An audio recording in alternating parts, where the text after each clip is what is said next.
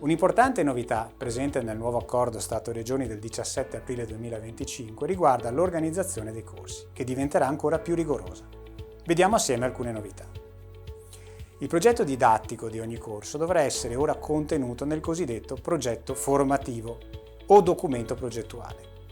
Si tratta di un vero e proprio documento che dovrà descrivere gli obiettivi e i risultati attesi, l'articolazione oraria delle unità didattiche, i contenuti e gli argomenti trattati in ciascuna unità didattica, la strategia formativa e le metodologie didattiche che si intendono applicare, il materiale didattico e gli strumenti didattici di supporto che verranno utilizzati durante il corso, le azioni di tutoraggio che si intendono mettere in atto, le modalità di valutazione e di monitoraggio della qualità formativa, per esempio mediante questionari di gradimento, le modalità e i criteri di verifica e di valutazione dell'apprendimento, sia per quanto riguarda le verifiche intermedie che per quelle finali.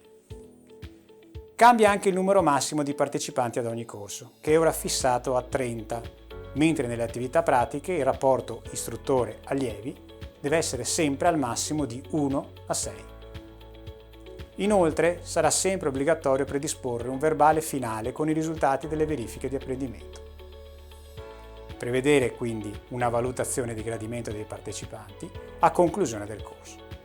Il nuovo accordo inoltre conferma l'equiparazione tra videoconferenza sincrona e formazione in aula, riconoscendo non solo la piena validità, ma dando anche precise indicazioni sulle modalità e metodologie da applicare.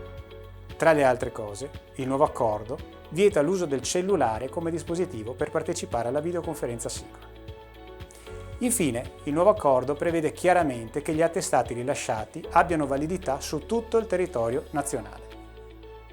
Per approfondire le altre novità introdotte dal nuovo accordo sulla formazione e sulla sicurezza, oltre a seguire i nostri seminari gratuiti disponibili sul sito di Vega Formazione, guarda le altre pillole video disponibili nei nostri canali social.